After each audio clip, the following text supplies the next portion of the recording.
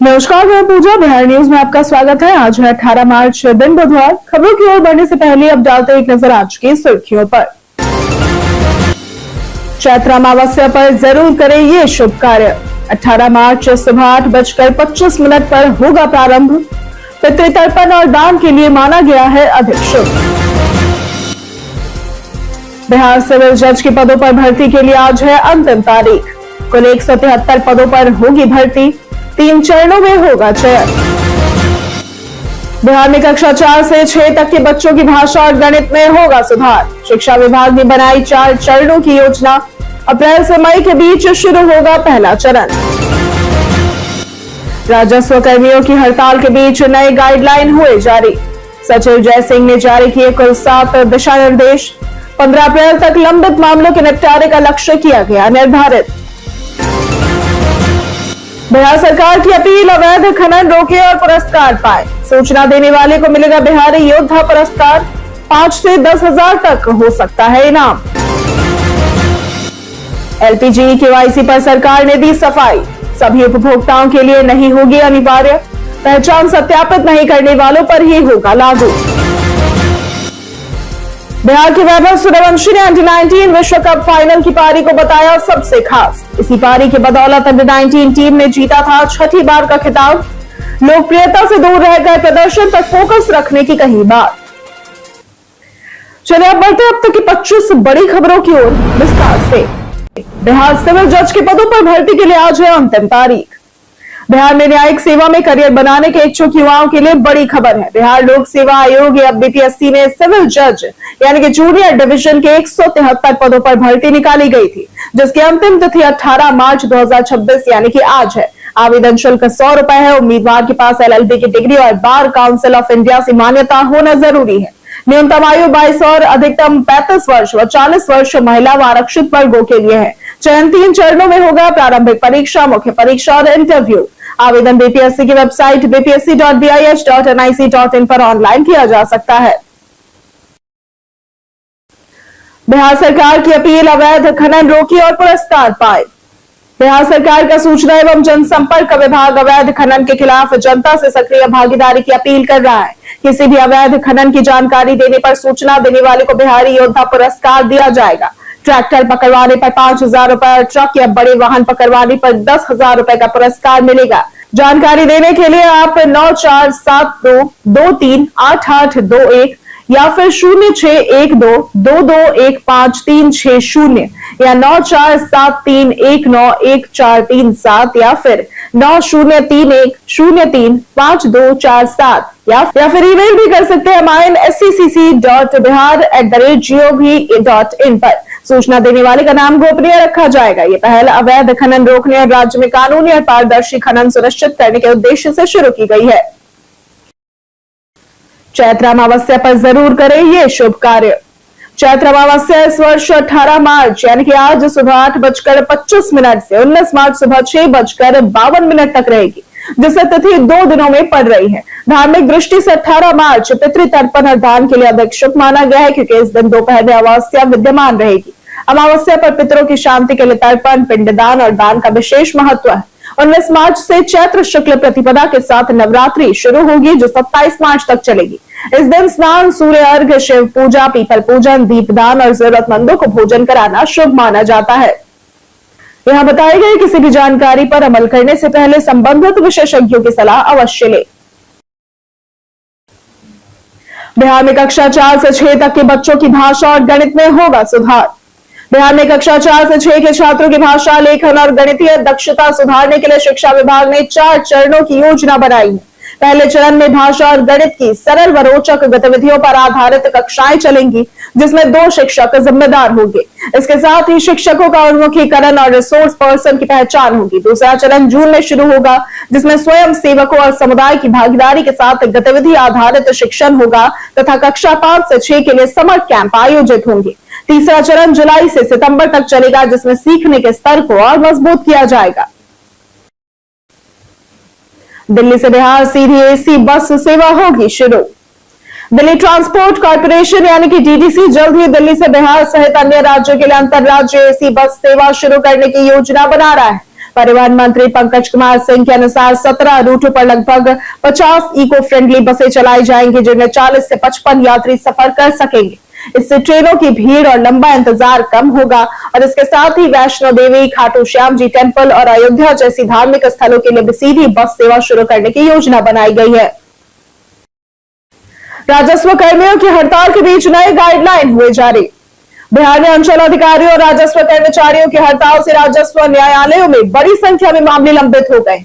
स्थिति पर चिंता जताते हुए राजस्व एवं भूमि सुधार विभाग के सचिव जय सिंह ने सभी संबंधित अधिकारियों को पत्र लिखकर कार्य संचालन के लिए 7 गाइडलाइन जारी की है। इनमें बिना नोटिस एक्स पार्ट आदेश नहीं देने, अनावश्यक स्थगन एडजर्नमेंट से बचने, सीमित अवसर में लिखित बयान लेने और 3 दिनों के भीतर सुनवाई पूरी करने जैसे निर्देश शामिल है। इसके साथ ही AI टूल्स के उपयोग की अनुमति भी दी गई है। 15 अप्रैल तक लंबित मामलों के निपटारे का लक्ष्य निर्धारित किया गया है। आज सीएम नीतीश की यात्रा नवादा में प्रस्तावित। मुख्यमंत्री नीतीश कुमार 18 मार्च 2026 यानी कि आज नवादा जिले में अपनी समृद्धि यात्रा के तहत कुंती नगर, बुधौल और ITI परिसर का दौरा करेंगे। हेलीकॉप्टर से कुंती नगर मैदान में उतरने के बाद वे सड़क मार्ग से बुधौल स्थित होमगार्ड कार्यालय पहुंचेंगे और महिला होमगार्ड जवानों से मुलाकात कर प्रशिक्षण व्यवस्था की समीक्षा करेंगे। इसके बाद संजीवनी पार्क और विकास योजनाओं का निरीक्षण करेंगे। जनसभा के लिए IIT मैदान में विशाल जर्मन हैंगर पंडाल तैयार किया जा रहा है। सुरक्षा व यातायात की विशेष व्यवस्था की गई है। 5 किलोमीटर के क्षेत्र को नो फ्लाई जोन घोषित किया गया है। पटना के महावीर मंदिर में रामनवमी की तैयारियां हुई शुरू। पटना जंक्शन स्थित महावीर मंदिर में 27 मार्च को रामनवमी मनाई जाएगी। मंदिर का पट रात 2 बजे खुलेगा और 15 मिनट की आरती होगी। इसके बाद प्रसाद वितरण और दर्शन जारी रहेंगे। रामनवमी तैयारी के लिए डीएम डॉक्टर त्यागराजन SM और सीनियर SP कार्तिकेय शर्मा की मौजूदगी में समीक्षा बैठक हुई।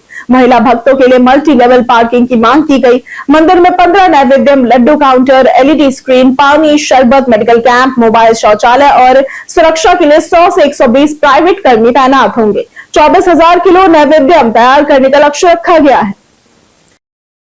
बिहारी बर्थडे स्पेशल में आज बात होगी परिवार प्रणति की। परिवार प्रणति एक भारतीय टीवी अभिनेत्री है जो मुख्यतः हिंदी धारावाहिकों में अपने अभिनय के लिए जानी जाती है। उन्होंने वादा रहा और विद लव, दिल्ली जैसे शो में काम किया और हमारी सिस्टर दीदी में अमृता की भूमिका निभाई। हाल ही में वो वागले की दुनिया नई पीढ़ी नए किस्से में वंदना वागले के रूप में भी नजर आई और उनका जन्म पटना में हुआ और उन्होंने दिल्ली के लेडी श्री राम कॉलेज से पढ़ाई की। 2014 में उन्होंने पुनीत सचदेव से विवाह किया और 2017 में उनके बेटे का जन्म हुआ। LPG KYC पर सरकार ने दी अपनी सफाई। सरकार ने LPG KYC को लेकर भ्रम दूर करते हुए स्पष्ट कर दिया है कि यह सभी उपभोक्ताओं के लिए अनिवार्य नहीं होगा। पेट्रोलियम मंत्रालय के अनुसार KYC केवल उन्हीं ग्राहकों के लिए जरूरी है जिन्होंने अभी तक अपनी पहचान सत्यापित नहीं कराई है। पहले से KYC पूरा कर चुके उपभोक्ताओं को दोबारा प्रक्रिया नहीं करनी होगी।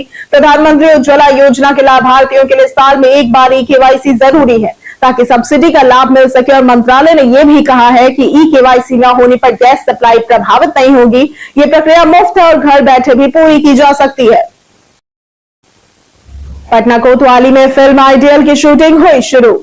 पटना के कोतवाली थाना में हिंदी फीचर फिल्म आइडियल की शूटिंग जारी है, जहां पूरा सेट तैयार किया गया है।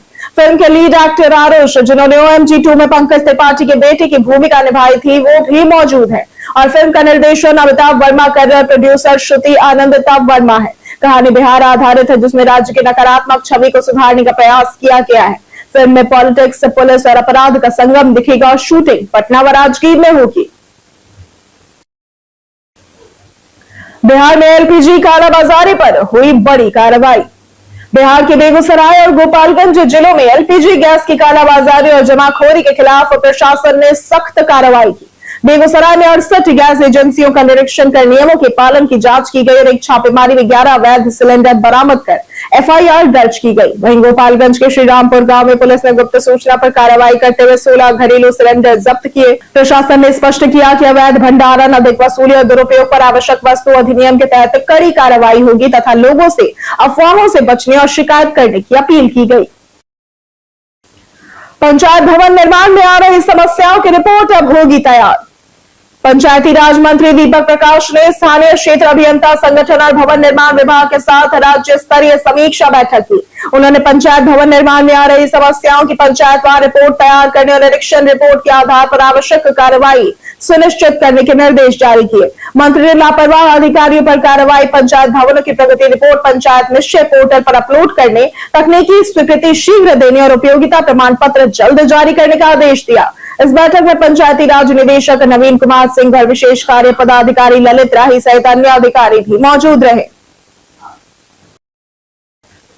मोतिहारी एनकाउंटर में शहीद हुए एसटीएफ जवान पंचतत्व में हुए विलीन। मोतिहारी में अपराधियों से मुठभेड़ के दौरान एसटीएफ जवान श्रीराम यादव शहीद हो गए। उनका पार्थिव शरीर सीवान के गांव पहुंचते ही माहौल गमगीन हो गया। पत्नी बेसुध हो गई और मां ने रोते हुए सल्यूट किया। 4 साल के बेटे ने मुखाग्नि दी, जो कि बेटी ने पिता का इंतजार करती रही। अंतिम यात्रा में बड़ी संख्या में लोग शामिल हुए। 7 साल पहले शादी हुई थी और 2 छोटे बच्चे भी हैं। सोमवार की रात रेड पर गए जवान मुठभेड़ में शहीद हो गए। उनकी शहादत से पूरा गांव शोक में डूबा है और इसके साथ ही नम आंखों से उन्हें विदाई दी गई। मोतिहारी में पीएचसी के प्रधान लिपिक 10,000 रिश्वत लेते गिरफ्तार। बिहार में भ्रष्टाचार के खिलाफ बड़ी कार्रवाई करते हुए निगरानी अन्वेषण ब्यूरो ने कल्याणपुर पीएचसी के प्रधान लिपिक रवि कुमार चतुर्वेदी को 10,000 रुपए रिश्वत लेते रंगे हाथों गिरफ्तार किया। उन्होंने सेवानिवृत्त स्वास्थ्य कर्मी भरत ठाकुर से जीपीएफ और बकाया भुगतान के लिए 2% कमीशन मांगा था। शिकायत के बाद डीएसपी विप्लव कुमार के नेतृत्व में टीम ने जाल बिछाकर गिरफ्तारी की। आरोपी के पास से रंगे नोट बरामद हुए और उसे पटना ले जाया गया। घटना के बाद विभाग में हड़कंप है और लोगों में आक्रोश के साथ भ्रष्ट कर्मचारियों में भय का माहौल बना हुआ है। गया जंक्शन जल्द वर्ल्ड क्लास स्टेशन के रूप में होगा तैयार। गया जंक्शन का करीब 300 करोड़ रुपए की लागत से आधुनिकीकरण अंतिम चरण में और जून तक इसका नया रूप सामने आ सकता है। धार्मिक महत्व वाले महाबोधि मंदिर, विष्णुपद मंदिर और फल्गु नदी के कारण यहाँ यात्रियों की संख्या बढ़ती है। स्टेशन पर प्लेटफॉर्म विस्तार, डिजिटल टिकटिंग, बेहतर waiting area, parking, e rickshaw stand और दिव्यांग सुविधाएं विकसित की जा रही है और इसके साथ ही सांस्कृतिक पेंटिंग, हाईटेक सुरक्षा सिस्टम और आधुनिक इंफ्रास्ट्रक्चर से ये स्टेशन यात्रियों को बेहतर सुविधा देने के साथ पर्यटन और स्थानीय अर्थव्यवस्था को भी बढ़ावा देगा। ऊर्जा विभाग अभियंता के खिलाफ भ्रष्टाचार का हुआ खुलासा।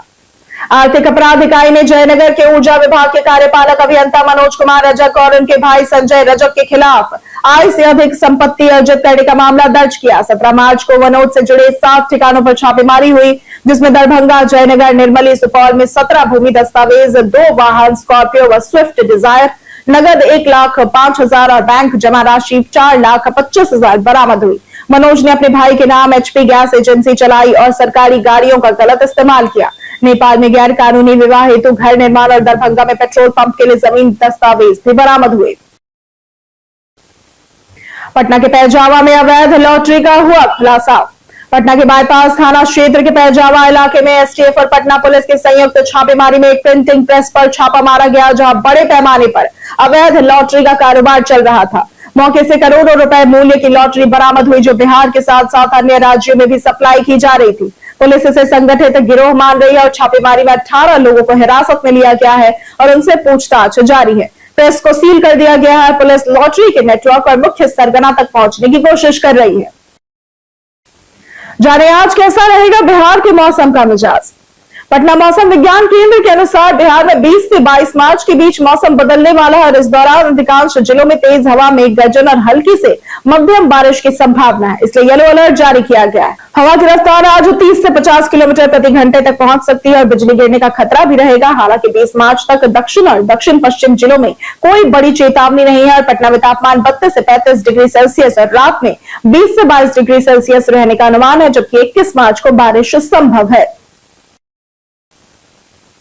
गर्मी के सीजन में एसी के इस्तेमाल से पहले सर्विसिंग है जरूरी। मार्च की शुरुआत के साथ ही गर्मी बढ़ने पर एसी का उपयोग शुरू हो जाता है, लेकिन बिना सर्विसिंग के चलाने से कूलिंग कम और बिजली बिल ज्यादा हो सकता है। बेहतर प्रदर्शन के लिए सीजन से पहले एसी की देखभाल जरूरी है। गैस प्रेशर और लीकेज चेक कराना चाहिए, क्योंकि गैस कम होने पर कूलिंग प्रभावित होती है। ड्रेन पाइप और वाटर आउटलेट की सफाई जरूरी है ताकि पानी लीकेज ना हो और इसके साथ ही आउटडोर यूनिट की डीप क्लीनिंग भी जरूरी है, क्योंकि धूल जमा होने से एयर फ्लो और कूलिंग पर असर पड़ता है। सही सर्विसिंग से एसी लंबे समय तक बेहतर चलता है।